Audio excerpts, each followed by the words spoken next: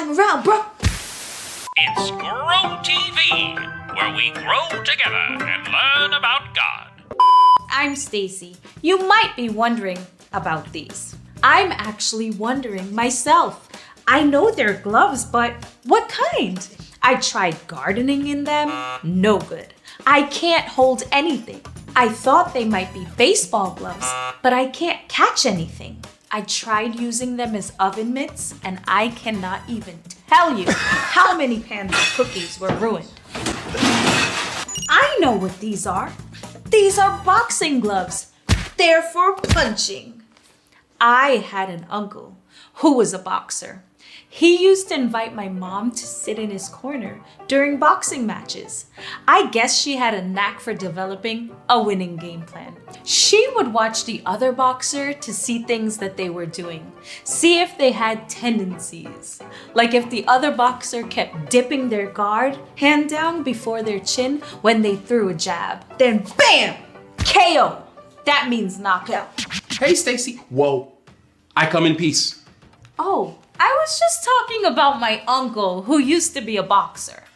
A boxer? Is that like a dog? No, not exactly. What I'm talking about, a boxer who boxes in boxing matches. Oh. But my uncle had one big problem. Not a problem, more like a quirk. This weird thing he did after every match. What was that? He always took it too personally. After every punch, he'd ask the other boxers forgiveness. Did they forgive him? Not usually. Even if they did, it was hard for him to believe. I mean, how can you forgive me for punching you? And I'm probably gonna do it again. It was a whole thing. Didn't make for a good boxing match. I guess not. But you know, people have been forgiven for much more. Oh yeah? Like what? So in 2 Samuel 11 and 12, King David. Of course it's about David. He was such a nice guy. Who did he forgive this time? Oh no, this is a story about a time David needed forgiveness. Big time. David KO'd a guy named Uriah permanently because he wanted to marry his wife, Bathsheba.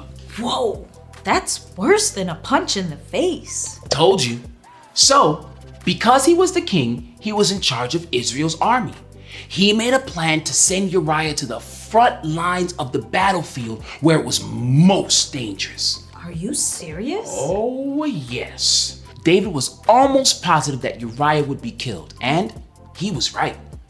David thought when Uriah was dead, his troubles would be over, but as you can imagine, he was wrong.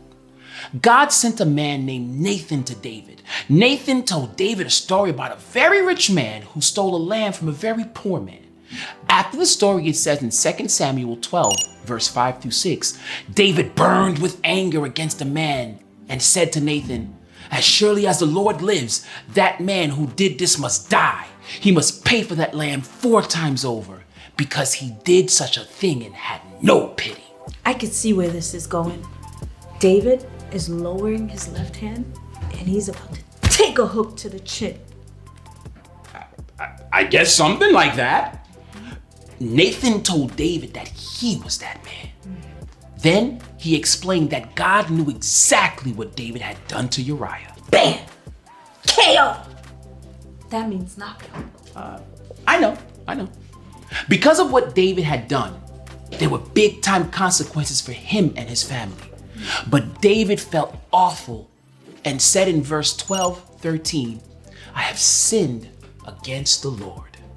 But Nathan let David know that the Lord had taken away his sin. What David had done was awful. No getting around that. But even with such terrible behavior, God knew David was truly sorry for what he did. There would still be consequences, but God didn't hold things against David. And God doesn't hold it against any of us either. When we ask for it, forgiveness is always God's game plan. My uncle's boxing career would have been different if he heard that story. Maybe. That kind of forgiveness should change things for all of us, both to receive it and both to give it. happy boxing. My uncle's boxing career is a pretty wild example. But getting and giving the kind of forgiveness in the Bible story is a real game changer. Think of the things you've held against others and how it made you feel to hold on to that stuff, and how good it would feel to let it go. God gives us the opportunity to forgive without holding on to what the other person has done. And we've all made big mistakes where we've lowered our guard and let something into our lives that shouldn't be there. This Bible story is a great example of God's forgiveness and just how far it can reach. We just have to ask for it, and we will be forgiven, because forgiveness is always God's game plan. Always. It's been fun fake boxing with you and learning stuff with you. It's always fun to grow together. See you next time. Bye. KO.